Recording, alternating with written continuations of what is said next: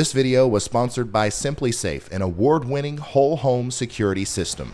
In this video, we are tracking a multi-day severe weather situation across the South. The Storm Prediction Center has already issued an enhanced risk of severe weather for today, tomorrow, and Wednesday, with the main concern being damaging winds. Beyond that, the middle of April looks to continue to be active as all of the weather models are pointing to a very interesting pattern development. All that and more coming right up. Welcome back, y'all. Ryan Hall here with the weather forecast. I am somehow still sick. I've got a sore throat. I've taken a bunch of COVID tests. It's not that. I don't know what's going on. I've got a sneaking suspicion it's got something to do with my offspring. He's a little petri dish right now. His immune system is still cultivating, and I guess it's allergy season too. I don't know, but I'm sorry about my voice. I am pushing through it though, because we have a lot to talk about. So if you don't care, before we get started, go ahead and slap that like button, subscribe to the channel, and by doing these things, you will push us in the algorithm so that more people can get access to this vital information, okay? Now let's get right into it. All right, let's start off by talking about that severe weather we're going to be having over the next 3 days. No, you're not watching an old rerun. Yes, we are talking about severe weather in some of these same areas again. First off, today we have an enhanced risk of severe weather that includes Dallas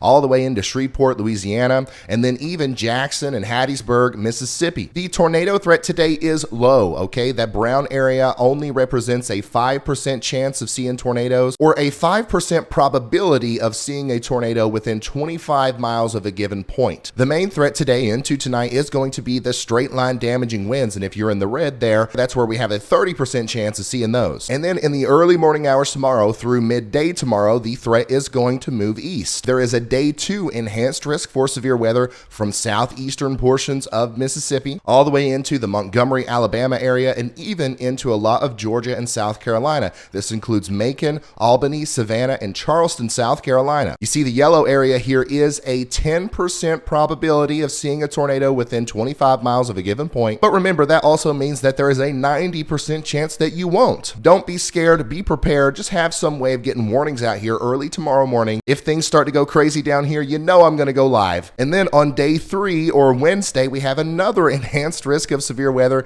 This one includes Birmingham, Chattanooga, Atlanta, Georgia, all the way up into a lot of southeastern Tennessee and extreme western portions of South Carolina and North Carolina. Now, this is actually associated with a whole nother storm, an entirely different cold front that's going to be coming through, and we are going to talk about all of this right now as we break down the forecast models. Starting off at 2 p.m., you can see we got those storms popping off in Oklahoma, but the real big ones, the ones that we got to watch out for, are going to start coming together around 5 or 6 p.m. near Wichita Falls, okay? Right off the bat, these are going to be capable of dropping some hail and also having some downbursts that could cause some isolated damaging wind, okay? But these things are going to continue to grow. Look at this. As I go all the way out into around 11 p.m. tonight, we have a very strong line of storms forming, and even maybe a couple of rogue supercells out in front of the line. These are the ones that could potentially maybe cause tornadoes, okay? So once again, the tornado threat out here around Dallas is low, but I don't want you to let your guard down. Around 11 p.m. tonight, we all need to be weather aware. The main threat's going to be straight line damaging winds as a big line of storms comes through around 1 a.m. from Greenville all the way down to Waco. I do believe 50, 60, maybe 70 mile an hour winds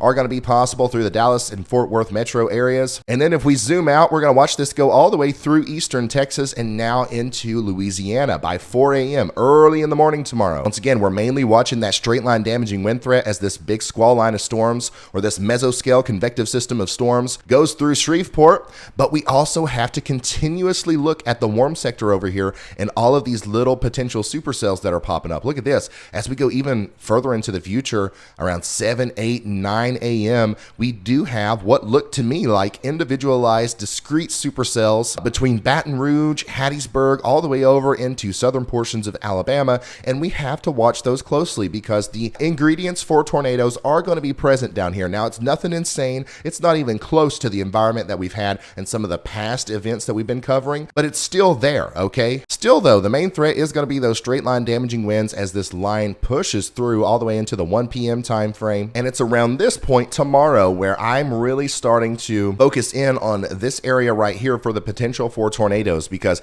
even though we don't have, or at least it doesn't seem like right now, like we're going to have discrete supercells, there are going to be embedded supercells in this big area of storms over here. It's going to be a multicellular event, and the nadir juice and all the ingredients for tornadoes are going to be quite present in this area. So if any one of those storms can root up with that lower level jet, it's likely that we do see a couple of tornadoes tomorrow in this area, from Auburn to Macon especially. And you know, the further north that this goes, the more ingredients there are. The closer you can get to the central area of low pressure in that mesoscale convective system, the more likely it is you're going to get enough spin for tornadoes. So not only do we have to watch the southern mode down here, but we're also watching this area for potential tornadoes as we go all the way through 4 or 5 p.m. tomorrow, where the potential is still going to be there around Augusta, Georgia, for some isolated tornadoes. Now, don't let your guard down. If you're on the southern part of this storm, the tornado threat goes down a little bit, but you're still going to be dealing with those straight line damaging winds in the Panama City area around 5 p.m. tomorrow. But let me zoom out and just show you what's going on here. Look at that calm ahead, man. This is a mean little storm system.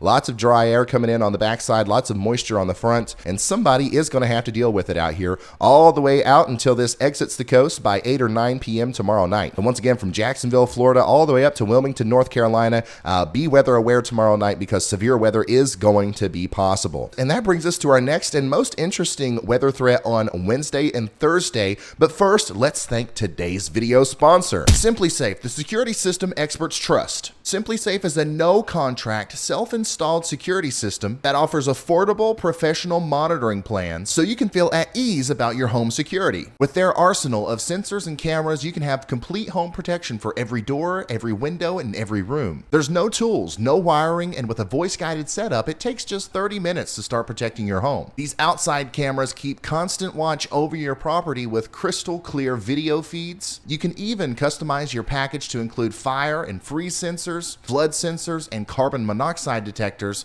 all of which are linked to the central monitoring system. And the best part is you've got the best professional monitoring team in the business on your side. They're ready to dispatch fire, police, and EMTs the second you need them. My favorite thing about this is I can check on everything in my home, literally everything from the app on my phone, no matter where I am. So what are you waiting for? There's literally nothing to lose. There's no long-term contracts, and you can try it risk-free for 60 days to see if you like it. Save 20% on your SimpliSafe security system if you click the link in the description, and you're also going to get the first month free. Once again, all you got to do is click that link in the top of the description to get your first month free and save 20% on your SimpliSafe security system. Now, let's get back into the video. All right, so once again, we are looking at this big storm system, very potent cold front coming down, sparking that increased risk for severe weather. As you can see here on the Storm Prediction Center map, we don't know the categorical risks for tornadoes and stuff just yet, but we can actually look at the weather models here and try to decipher some of that. Now, the NAM only goes out this far, so we can't go any further than this, but we can see the ingredients that this cold front's getting ready to be able to work with. First of all, if we switch over to CAPE, which is convective available potential energy, or the fuel in the atmosphere needed for storms, there's a lot of it down here towards the Gulf Coast. In fact, we are approaching 3,000 joules per kilogram around Montgomery. We are around 1,000 joules per kilogram around Chattanooga, and that's all you need for storm formation. But what's going to happen as we get into 3, 4, 5 p.m., a lot of this is going to advect north, and then the storms are going to form here, and that's where we think we're going to have some of the biggest problems. Also, look at the moisture, man. 70-degree dew points down here in southern Alabama. That is going to be hot and sticky and muggy. The 60s extend all the way up into Tennessee and even into Kentucky, which tells me that there's going to be a lot of moisture up here for these storms to work with, and I do think we're going to see storms all the way up into central and eastern Kentucky with this storm system. Once again, we're going to learn a whole lot more about this tomorrow, so make sure you tune in for that video. So this is going to carry all the way out to sea once again, and of course we will talk more about that in depth tomorrow. But as of right now, I've pretty much given you all the data that we have on this, okay? All right, let's zoom out here to the whole lower 48 and really nail down the pattern as we go into the middle of April, okay? It's gonna get pretty interesting out there. This is the pattern that we're in right now. We got this big old blue blob up here that is suppressing our storms down to the south, right? That's why a lot of these areas have been, you know, seeing the same thing over and over again. So what's gonna happen as we go into the middle of April is we're actually gonna see a little bit of a pattern shift. First of all, we're gonna have to deal with a bunch of cooler than average weather. Another false spring is what we're experiencing right now. And of course, I'm not talking about you, Wisconsin. You've seen nothing but snow for the last little bit, but we are going to get back into those colder than average temperatures, maybe even a couple scattered snow showers up there in the Northeast before all is said and done. And we get into this next big pattern change, which happens around the beginning of next week. We are in this cycle where every Monday, it seems, we start a new severe weather system tracking event. And it's going to be no different next week on Monday, April 11th. Look at this, guys. A huge opportunity for troughing is going to make itself available here on the western side of the U.S. The winds are going to be cranking up around the bottom of this thing. And then look at this. We have a huge warm sector over here. This is actually going to feel like spring, potentially summer for some of us. The gates are wide open for moisture and heat to go all the way up into southern portions of Canada on Monday, April 11th. So even though we've got that short-term cold weather to deal with, it is going to be warming up. The thing is that's just setting the stage for a potential multi-day significant severe weather setup here. Guys, this is the definition for the perfect severe weather setup for anybody in this area right here. Pretty much. We're going to see storm systems race up the middle of the country, and they're going to be pulling in that moisture and heat and combining it with that cold air, and right in through there is where we expect to see potentially, once again, maybe a multi-day severe weather event. So this is something that's been showing up on the models for a while, but I wanted to make sure that there was some consistency before I really started talking about it, because this is likely going to lead to a widespread severe weather event,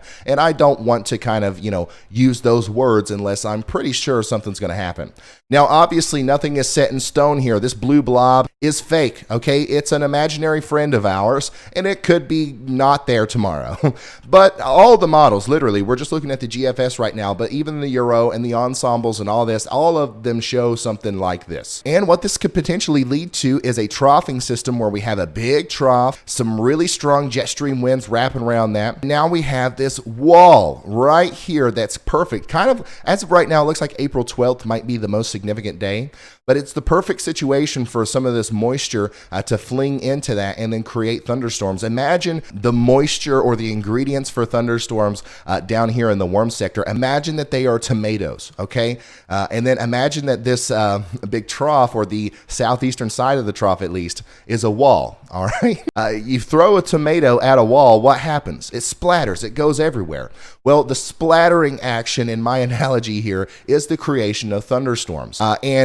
These areas of brown and white represent the velocity of the wind. So imagine that those tomatoes are hitting the wall at a higher velocity there, which means bigger thunderstorms, more widespread thunderstorms. That's probably not the best analogy, but that's what we're looking at here. We're looking at a lot of tomatoes, we're looking at a lot of walls, and we're looking at a lot of danger out there. And once again, as this propagates off to the east, that danger is also going to move with it. I think on Wednesday, April 13th, we could have a severe weather situation in the Ohio Valley, and then this could even continue all the way onto the East Coast. But as of right now, it certainly looks the most significant in this area right in here from Monday, April 11th, all the way through the 12th and 13th. And one more thing I want to show you is the moisture return out ahead of this thing is going to be huge. Look at those dew points, making it all the way up into Wisconsin. Once again, as we get closer, we'll nail down the fine details, but as of right now, that's all I got for you guys. There is a very small chance that I do go live tomorrow. I'm not 100% certain. I wish we could go live for every single thunderstorm that ever happened, but you guys don't understand the amount of preparation and work that goes into those things. Right now, we have to preserve them.